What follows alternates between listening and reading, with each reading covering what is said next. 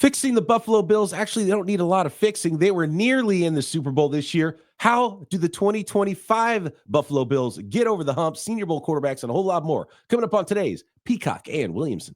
NFL analyst Brian Peacock and former NFL scout Matt Williamson bring you expert NFL analysis every day in less than 30 minutes. Get an inside look at the NFL on the field and in the front office with elite breakdowns to next-level analysis and in-depth information only for the real NFL fans. This is Peacock and Williamson, and it starts now.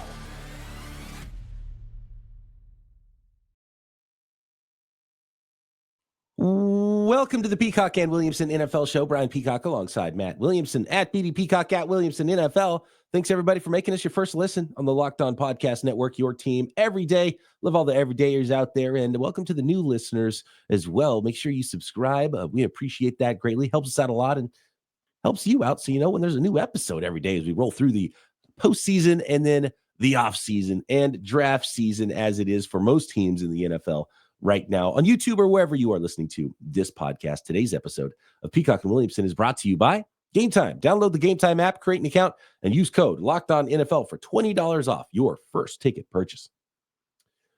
Let's start with the Buffalo Bills. We did the Commanders yesterday, and it's kind of fun to look at these teams and, very good outlooks for these teams. Just like the Commanders, the Buffalo Bills have their franchise quarterback. They feel really good about that. And to be honest with you, for both of these teams, some similarities in that expectations were not as high going into 2024. Expectations much higher for both these teams going into 2025.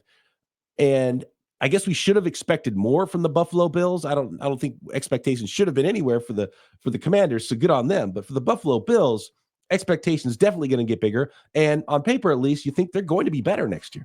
How much better, and what do they exactly need to get there?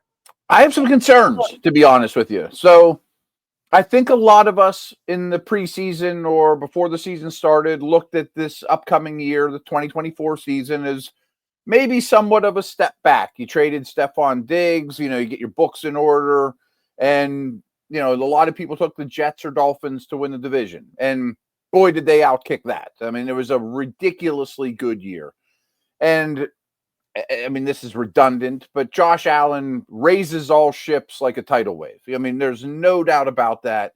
And an underreported story about him is he's been such a wild stallion with all the amazing plays. He was like the best quarterback in the league without taking negative plays this year. I mean, like he was unsackable and unturnoverable and still had the craziness, the wild horse stallion stuff. So he's really, really taking this game to the next level. But I look at them going forward and I'm a little concerned. Like, of course they'll be a contender.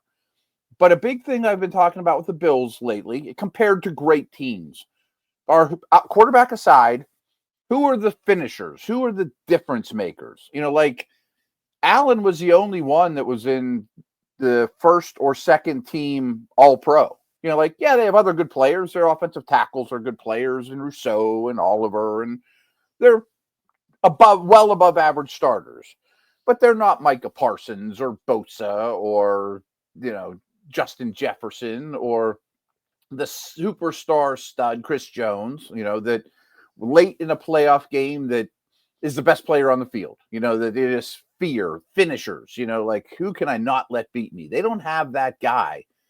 And I'm not sure their path, studying the books and where they're at right now is great for that. Now, of course, Allen is wonderful. That's the bedrock of any organization. And they could luck out or, do great scouting work and find a superstar in the top 3 rounds, even though they're picking late in the draft. I mean, TJ Watt was the 30th pick in the draft or whatever. That's not the craziness to happen. They could. Chris Jones was an early second. Early second. Right. Yeah. I mean, there's a lot of studs that have, you've gotten late. Well, not top 10. But they're well over the cap now. They, study in their books. Their free agents to be aren't bad. I mean, it's Amari Cooper, Rasul Douglas, Jordan Phillips, DeMar Hamlin. Okay, but you do have to restructure some guys.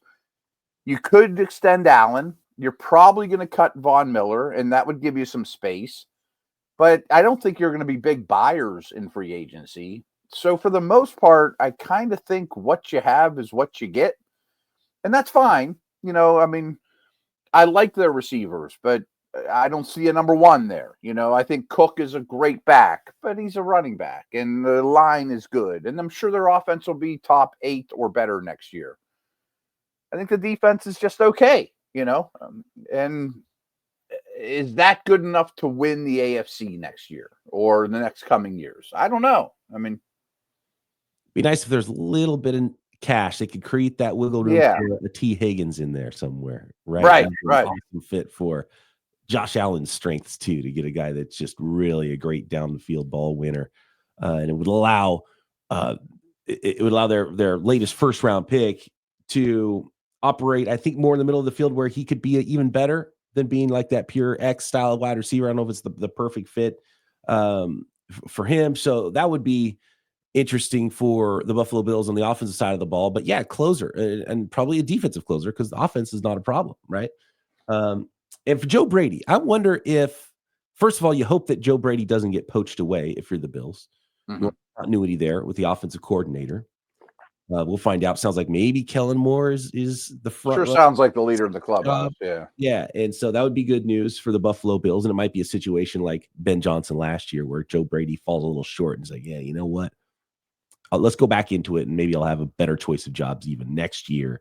And I want to try to go win this thing and have a bad taste in your mouth because you didn't quite have the right play call against the defensive play call on the 4th down in the 4th quarter in the AFC Championship game when you needed it. And so probably kept Joe Brady up at night. And so you would love to see how that story ends. And, you look at the Detroit Lions, not that easy to get back. They didn't even get as far as they did the year before with Ben Johnson, right? So it's not that easy, but it's a clear path. But right, yeah, like you kind of got to nail that draft. You got to find somebody who can diamond for you early in the draft and maybe find some wiggle room to get one more piece there to continue to build this thing. And then, have some other young players continue to develop. But yeah, not as much cap space there with, a big time quarterback. That's kind of, and we talked about it with the Commanders yesterday, Matt. It's like, yeah, you got that rookie contract quarterback. It allows you so much extra maneuverability with the cap to build that team around that player. Once you start really paying the mega bucks to a quarterback, it starts to get more difficult to build around him. No question. And when you do pay him the mega bucks, he has to be an elevator. And Allen absolutely is. I mean, he's doing his side of the bargain times 1,000. And if he asked for the double his salary, he'd deserve it. He's that important. And to their credit, I'm not saying Amari Cooper, and that didn't work out, but I'm talking about the day they traded for him. He's not Stephon Diggs in his prime, but they had at least the foresight to say he's an outside X, maybe Shakir, and they have a bunch of slots. Well, you and I have talked about this a ton. I think Coleman's a slot. I think Shakir's a slot. Give me an X, route runner, and it might have a ripple effect. Well, it didn't quite work out that way. They drafted Kincaid in the 1st round, and I don't think he's ever going to be a Kelsey or a Kittle, demand the ball, or a Bowers type of guy. But tight ends usually take a while to develop, and maybe year 3, he's a top 6 tight end. You don't have to squint too hard to see those things. But Cooper didn't work out, and that's where I was going with it. At least they tried with Cooper for that style of receiver, of an X, and they really tried with Von Miller, and that was an uncharacteristic Bills move. Push your chips in for Von Miller like the Rams did, and he'll put us over the top, and he got hurt and he got old. It doesn't always win. It's funny because they realize what we're talking about and have already tried to do that. It wasn't quite the right players there. Could they find someone that maybe makes a little bit more difference than Cooper did? Maybe makes a little bit more difference than Von Miller did. And then you're talking, maybe that's enough to get over the hump. But then again, they were still right there. So they were still right there. Yeah. You just got to make the play in the end. And it's just trying again. You just keep hitting the ball up against the wall. Right. And the ball comes back, you hit it again, and you try to break down that wall eventually. Yeah. By no means do I think they're falling out of contention, but it wouldn't shock me if the next handful of years go by and they're the 2nd or 3rd best team in the AFC. Or, they don't have a trophy up there in Buffalo yet, but boy, I'd love to see them get one. And I very well could be wrong, but man, I'm not sure where that difference maker comes from. That doesn't mean they can't win at all. I'm just think it's going to be a challenging offseason. What if you just trade a bunch of 1st round picks for Myles Garrett? I thought about that too. Whatever you want. That'd be the perfect fit. And for the Bills, sure, Have all of the late first round picks you want. How many you want? 4? Go ahead. Are they the best team in the league if they do that? Yeah. I'd pick them. Yeah. Yeah. I mean, that would be scary to add that to the mix that they already have. Yeah. Although, they still need some help in some other places, but it's first round picks. You still got 6 other picks to work with if you trade your first, That's all right. Yeah. He raises all ships too. I mean, you could maneuver your cap around somehow, funny money, and go all in. Give you 3 firsts for Garrett. Are we going to for the first time ever have all 32 teams select a first round pick right now? That's the way it's shaped. Right this minute, that's true. Yeah, it's crazy. So what's going on? Come on, teams, let's go. Make some moves. Let's go. Let's go. All right. Speaking of that, quarterbacks is usually what happens with a lot of those first round picks. Let's talk Senior Bowl quarterbacks, and Brandon Graham looking like he's coming back for the Eagles for one more game next. This episode of Peacock and Williamson is brought to you by Game Time and the Game Time app. Attending an NFL playoff game is an unforgettable experience that brings fans together. And I've never been to a Super Sunday, but I bet that is just an unbelievable experience. But I have been to a ton of baseball playoff games. I've been to college basketball tournament games, which is awesome. The excitement, the energy of those playoff games, the atmosphere is like nothing else. Seeing a walk-off home run in a Major League Baseball game was one of the coolest experiences I've ever dealt with just like the random hugging random people vibe. It's like a movie, and it is so fun. And you can find those kinds of tickets and every kind of ticket at Game Time. And Game Time has a new feature called Game Time Picks that makes getting tickets for events even easier. It filters out all the fluff to show you only incredible deals on great seats, so you don't have to waste time searching through thousands of tickets. So take the guesswork out of buying tickets with Game Time. And we're talking sporting event tickets, concerts, comedy shows, theater shows, whatever it is near you, and phenomenal last-minute deals at Game Time. Just download the Game Time app, create an account, and use code LOCKEDONNFL for $20 off your first purchase. Terms apply. Again, create an account and redeem code LOCKEDONNFL for $20 off. Download Game Time today. Last-minute tickets, lowest price, guaranteed.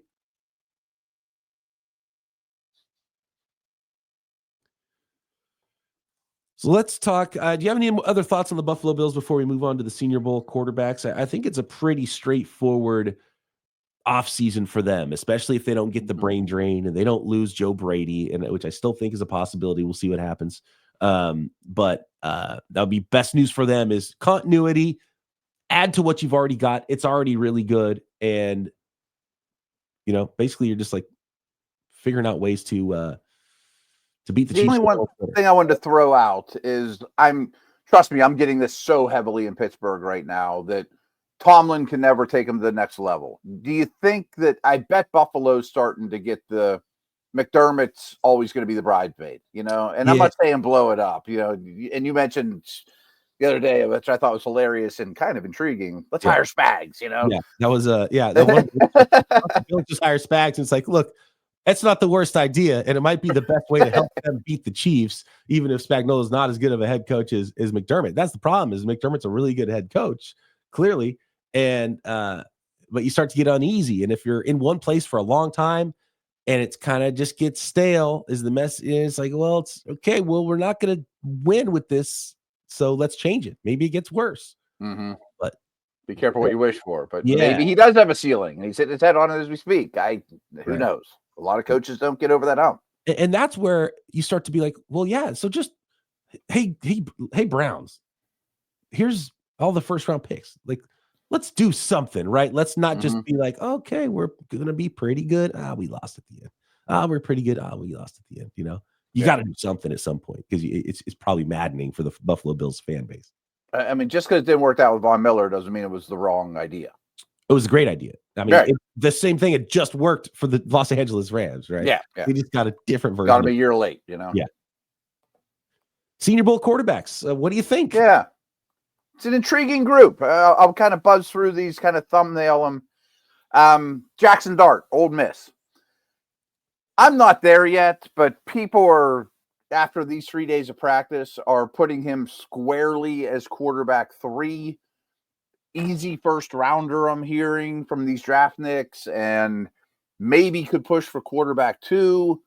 And I know the guys ahead of him aren't, Burrow or Lawrence or anybody like that, but I'm not sure I'm quite there yet. He had a good week. He's got a lot of tools, but I don't see special by any stretch. I don't know. Do you have any thoughts on Dart? I mean, he's the biggest name there. Yeah, and I have started Milroe. watching Dart more than some others just because he seems to be like the internet darling. And every year kind of has those players where for whatever reason the draftniks love him, and then it gets the fans riled up, and everybody loves Jackson Dart as this guy that's like going to be the next. Well, he was billed as going to be the next third or fourth round pick, and he becomes a starter in the NFL. But now everyone's like, "Oh, well, never mind. Now he's going to be a first rounder." It's like, wait a second, what? I thought he was a fourth rounder. What happened? And look, I've had a hard time with all these quarterbacks, and it does remind me of the class a couple of years ago. And I don't know if anybody's going to fall down as far as Kenny Pickett in the first round, and then everybody else falling down to round 3 or anything like that. But remember, at this time that year, we were talking about Malik Willis going number 2 to the Lions. And so I just don't know what to expect. And so if I'm doing a mock draft tomorrow, I'm probably not putting a quarterback at 1 or 2. And I'm probably not going to put the quarterbacks until there's a clear tier break. So, I think Daniel Jeremiah was one of the first to really do that. And he put Abdul Carter 1. He had Travis Hunter 2 to the Browns. And then he had Cam Ward 3. And that's probably where I would lean is like, okay, if there's a tier break in other talent, then maybe that's where the quarterbacks go for a quarterback needy team. But even a team like the Tennessee Titans, man, Cam Ward, is he really that guy over what could be, a generational corner, maybe not generational, but like a superstar. Right. So that's kind of where I'm at with the whole draft class. And that goes the same with the rest of the guys. I think there's a really good group of mid-round quarterbacks. And traditionally, quarterbacks don't really go in that second tier range. And we saw that in that 2022 class where there's way more quarterbacks go in round 1 and round 3 than in round 2. Yeah, I know what you're saying. Like, if you're a round 2 quarterback, well, guess what? You're a round 1 quarterback. Mm-hmm. And if you're a round 4 quarterback, maybe you become a round 3 quarterback. So kind of come back around. So I do think there's a lot of mid-round guys, but I wouldn't expect a lot of action, in between the first round and maybe the third round. This is just the way I look at it. And so Jackson Dart's intriguing, and a lot of these guys are intriguing, but I don't know if I can stamp any of these guys. And so I think teams are going to see that as well and be like, well, we're going to target one of these guys in the mid rounds after we've done our work in rounds 1, 2, and early in the third. So, maybe after pick 75, you start seeing one of these mid-round quarterbacks like Jackson Dart. That's where I have him. That's kind of how I see it, but I bet he goes higher. If the Titans or Browns decides to take Abdul Carter or Hunter, maybe they move to 25 instead of 33 to get Dart or somebody like that. Maybe. I just know how this goes. That doesn't mean it's going to hit. I think it was, I don't remember if it was McShay or Brugler or one of the top analysts said they've heard from teams that Shedeur Sanders isn't a first rounder on their board. But what's funny is that happens a lot with teams that don't, like, if you're the Bills, you're like, we don't have a first round grade on any of these quarterbacks, and you feel great about it because you already got your quarterback, right? But if you're the Titans, you're like, we kind of got a first round grade on them. I guess we right. Where mistakes are made. But it's funny because, like, I wonder, it would be hilarious to see a poll of teams that need quarterbacks, what their grade is on the quarterbacks, and teams that don't need quarterbacks and what their grades are on the quarterbacks. I bet it's a lot lower. Be like, Shedeur Sanders is a third rounder. What are you talking about? It's like, well, right. Josh Allen already. Which brings me to Jalen Milroe, because he's been the one that I've really focused on for the Steelers, because I'm leaning more and more that I think they're going to bring back Fields. And I'm thinking if you can get Milroe in the second round, and I'm just kicking that around, athletic. But boy, he's an interesting one. I mean, first 2 practices were bad. But he got a lot better on Thursday, and that's exactly what you want to see from quarterbacks. But still, the first 2 practices were bad, and he is a poor short to intermediate thrower. He's a great deep ball passer. I bet he runs in the 4.3s, and he's rocked up. He's like an academic All-American. He's super smart, but he's got really small hands, under 9-inch hands, and he doesn't control the football really well. And those runners that hold it like a loaf of bread, that worries me. I mean, he's going to get hit with the ball a lot. And so I want him in Pittsburgh or the Northeast with the weather, with smaller hands. And I'm not saying it's a Pickett situation, but Milroe wouldn't shock me one bit if he's the MVP of the Senior Bowl, though, because he'll run for 70 yards and complete a bomb or something. I mean, a lot of variance with this guy. It's disqualifying for a lot of teams for good reason. There's just not Well, and his hands were well under 9 inches too. It was I like know. 8.5 or something like that, which is like my hands are. So I'm pretty big. I'm 6'4". My hands are 9.5 inches, and I still can't handle a football that great. Like Sure. it's called in NFL football. It's hard to really control it and pump fake, and it'll still kind of slip out of my hands. I can't even palm a basketball. Right? It's important to have big hands in that type of position. And if you can't control the football, like it's just there's not a history of outliers with small hands in the NFL. It's why they look for it. It's why they measure it. It's why it's a big deal. There's not a history of guys with under 9-inch hands being good NFL quarterbacks. Period. It's just a flat out red flag. And I know people, boy, did I have to talk about that a lot with Pickett. But man, I mean, the history is there. That scares me quite a bit. And was that did you see that with Pickett? There's probably other things? To be honest, no. But he had a lot of other warts. I mean, he wore a glove, and I mean, maybe that helps more than it did 10 years ago or whatever. I mean, looking back too, it's like small hands, and he's wearing a glove and his throwing hand. It's like let's not. Yeah, it's not perfect. Round. In hindsight, you're like, yeah, you know what? And I think that's why you look at Milroe, and again, it's easy if you're looking at it from an objective perspective, and you're not wowed by the traits, and you're not really quarterback needy. You can just say, yeah, no, not for us. Have fun. Not for us. Yeah. But if you're the Steelers and you don't have anything else, it's like we sitting there in round 2. Maybe we hit on a guy. I mean, and maybe his accuracy gets better like Josh Allen's did, but his hands aren't going to get any bigger. And I do think today, right now, as we speak, this is Friday with the Senior Bowl game happening tomorrow, right? Yeah. This is probably the lowest his stock will be unless he really stinks it up in the game, because there's a chance in the game he looks a lot better than he did in the practice atmosphere and trying to get the ball out quick and all that. And he could be a football player out there and then goes to the combine and blows it up and throws well despite having small hands. And then, who knows, maybe does some hands exercises and gets it up another 1/4 of an inch or something like that before, the combine weigh in. Because there is some inconsistency sometimes from. Maybe it's 9 there. Those things, hand size, arm length, you get inconsistencies from the Senior Bowl to the combine at times. And so maybe that stock can rise again. But right now, stock about as low as it can be for Jalen Milroe, probably. That's actually been my prediction. I was talking about that on the Steelers show this week. Like, okay, he comes to the Senior Bowl. Tuesday was ugly. Wednesday was ugly. Stock as low as could be. And then Thursday's pretty good. And then at the game, he starts making plays. Then he goes to the combine as a 40-inch vertical, and all his interviews are great, and he's at every team. And then he runs a 4.3 at his pro day, and his hands all of a sudden are 1/4 of an inch bigger, or they're 9, and now he's getting first-round buzz. And he didn't become a better player or worse, but that's just how this goofy process works, Absolutely. Overreaction. Love it. Next, the rest of the quarterbacks at the Senior Bowl, and Brandon Graham coming back for the Eagles for one more game next.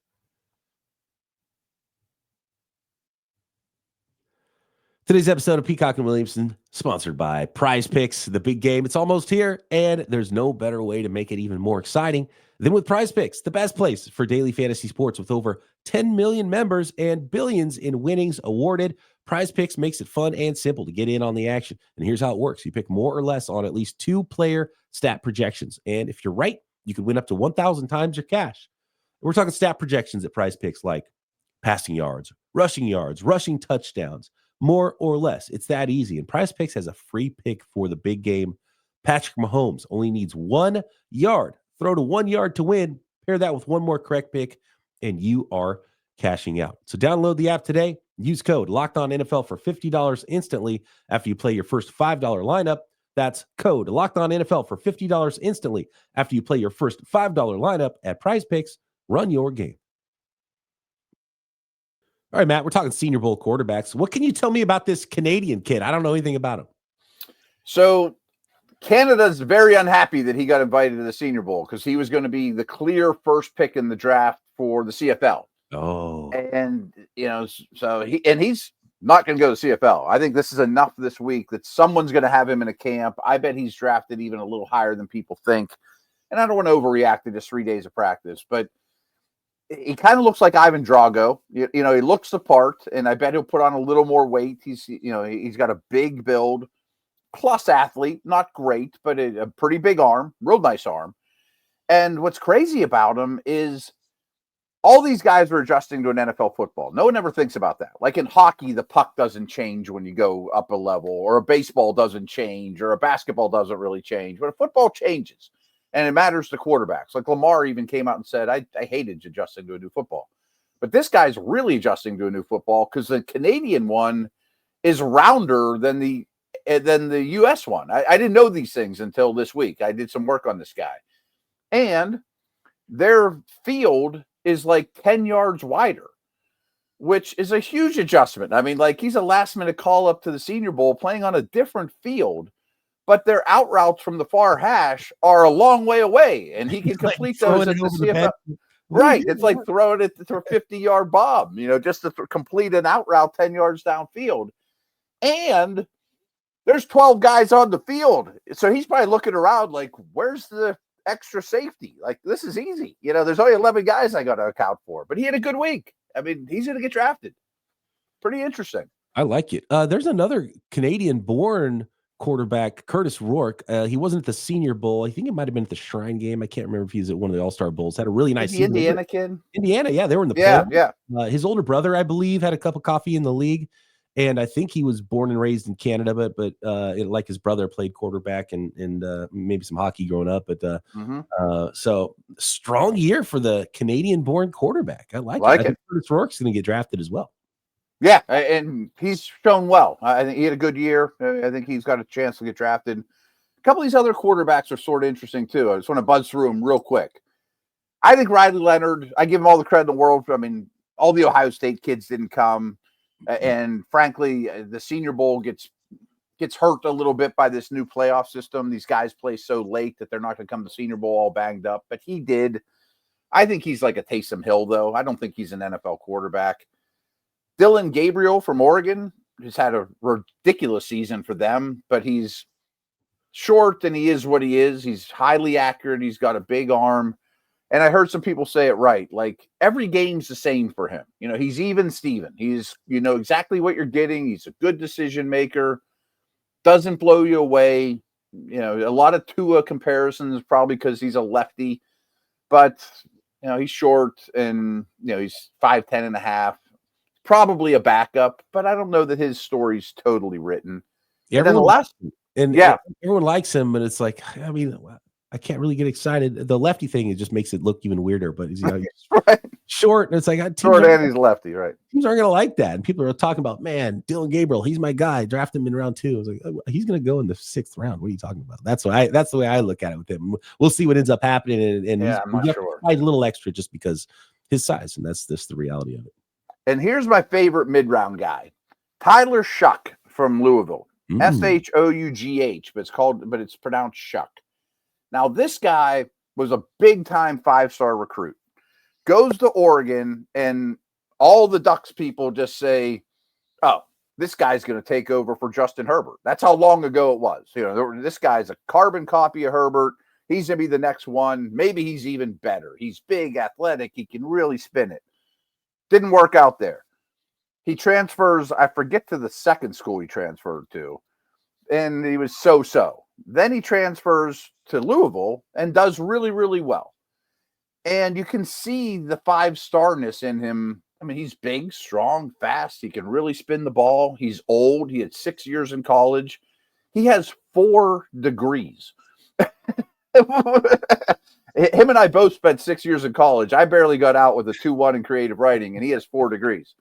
But maybe he's just a late bloomer. You know what I mean? Like, I would use a 4th-round pick on this guy and see what happens. He's got those 5-star tools. Yeah. I mean, maybe he's the Purdy that just played a ton of football, Great story here. Brandon Graham. Is it for him. Coming back from injury. Looks like he's going to be good to go for the Super Bowl.